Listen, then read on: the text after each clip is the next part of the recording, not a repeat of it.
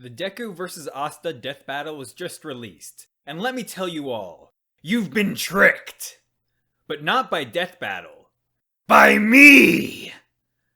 Let me tell you a story. A while back, I thought Deku vs Asta would be a great versus battle video, since they are both short young males who are born without powers in their world. But I thought Deku at that time was too weak to go up against Asta, so I chose All Might instead. Unfortunately, disaster struck. My video was taken down due to a copyright claim. I decided to let it go, and not end the company that struck me. And I was too lazy to re-edit the video and re-upload it, because I thought it wouldn't get many views again. But then Death Battle decided to release their Deku vs Asta video. And I thought it was the perfect time to update and re-release the video so it gets more traction. What's that? I'm leeching off Death Battle? Well, of course I am! I leech off my own parents! In their basement! I have no qualms with leeching off fellow YouTubers. I do think a lot of what I say in this video is actually highly relevant to the current death battle, and it pretty much gives away my thoughts on it. So sit back, relax, and listen to the thoughts of a true weeaboo on this battle. Asta and All Might are both mighty heroes who started out powerless in a world filled with people with special abilities. But neither of them ever gave up on their dream, and both happened to be gifted with a special ability that allowed them to continue on their path. But more importantly, both of their names start with the letter A. So what would happen if these two muscle freaks battled it out to see who would be the #1 hero king? All Might has the quirk One for All, which basically gives him super strength. He may not have much versatility, but his strength is so mighty he can shoot out shockwaves and create tornadoes with his mighty blows. When clashing with All for One, they created a massive explosion that dwarfed the surrounding buildings. And All Might then followed up by taking out All for One with a move he calls the United States of Smash, which created a massive tornado. He could also send a large human-sized creature skyrocketing into the clouds with a punch, and even changed the weather before. All Might's durability should be comparable to his attack power, since his body needs to survive all the force he puts out. And that clash with All for One should be a testament to his durability as well. He also took a head-on attack from All for One while protecting someone and was still able to keep fighting his way to victory. All Might doesn't have too many things showing off his speed, but Death Battle's calculated one of his feats to be Mach 29. Their calc was based off of the anime, not the manga, so you may want to take it with a grain of salt. According to One for All, it took All Might 30 seconds to defeat the Nomu he sent and then cross 5 kilometers. That would put All Might's travel speed at around 373 miles per hour, or 600 kilometers per hour, if he defeated the Nomu instantly. Depending on how long it took him to defeat the Nomu, the speed feat changes. But that would just be guesswork.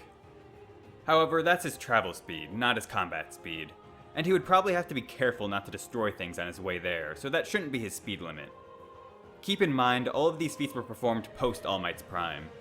It took him over 300 blows to defeat the Nomu, and according to the man himself, he could have done it in just 5 in his prime. Now Death Battles took that and decided to multiply 60 to all of their calculations they made for All Might. I personally don't think he can be scaled that way. Just think about it. If someone lightly slaps you a few thousand times, you would be fine. But if someone punched you as hard as they could and knocked you out, that doesn't mean their punch was thousands of times stronger than those slaps. It just means the force generated passed a certain threshold where it would actually damage you. That being said, All Might should have definitely been a great deal stronger, and without the stamina limit we saw him with. For the sake of this battle and to try and not make too many assumptions, I will say All Might is able to reproduce his feats against All for One in succession without becoming skinny and throwing up blood. Asta was born without magic in a world where everyone else has it. I can't think of something much worse than that. But Asta didn't let it get him down, and he decided to train his muscles. When he finally got his grimoire, he acquired a sword that allowed him to dispel magic. His grimoire also came with a free demon, and he can access this demon's power to increase his own and gain the ability to fly. He doesn't have any flashy striking feats on par with All Might's, but Asta has some impressive power as well. His most impressive feat probably being when he burst through the elves' floating castle. Asta was able to survive a blast from Licht that destroyed a massive portion of the forest below, though he did have Yuno's help and was knocked out from the attack. I would like to point out both of these feats were heavily embellished in the anime, and they seemed far less impressive in the manga. Asta didn't even burst out of the castle at all in the manga. Though later in the manga, Asta did cut a different castle in half.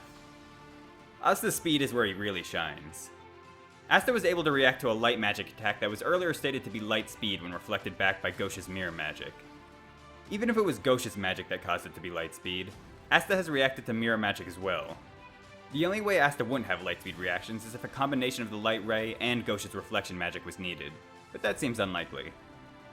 Even ignoring the light magic altogether, Noella was able to dodge a lightning magic strike that took its power from nature, which means it should probably be the speed of natural lightning, which is about Mach 300.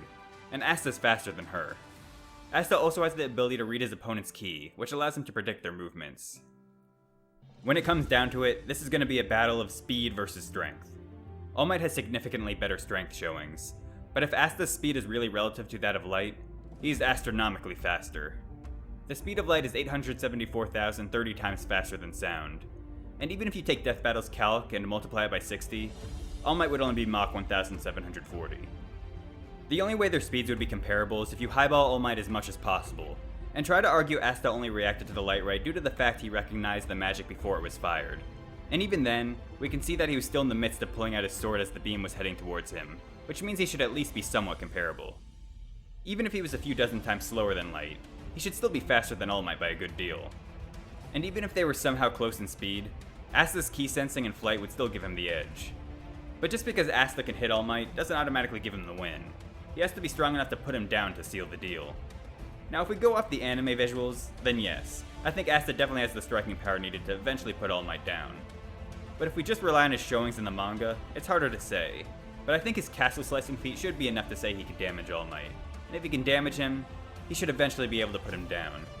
Due to that, I think Asta would win this fight more times than not.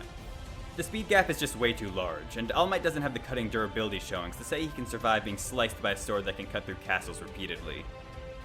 With such a large speed gap, is there actually even a chance All Might can win at all? I think there actually is.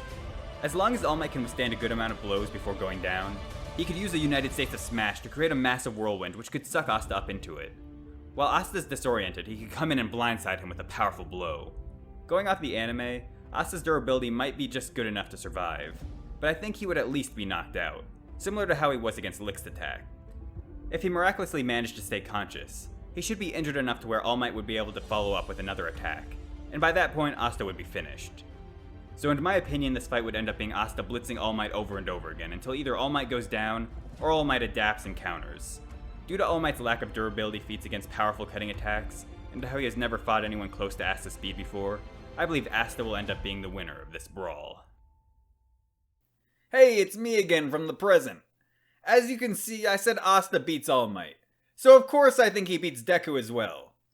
Deku may have more versatility than All Might now, and he will of course eventually surpass him, but as far as I know, Deku's still below Prime All Might, so he would still be below Asta as well. Maybe things will change in the future, but I think the speed scaling in Black Clover is just on another level compared to My Hero Academia. And Asta's stronger since I made this video as well, and he's probably still getting even stronger, so I kind of doubt my verdict will ever change.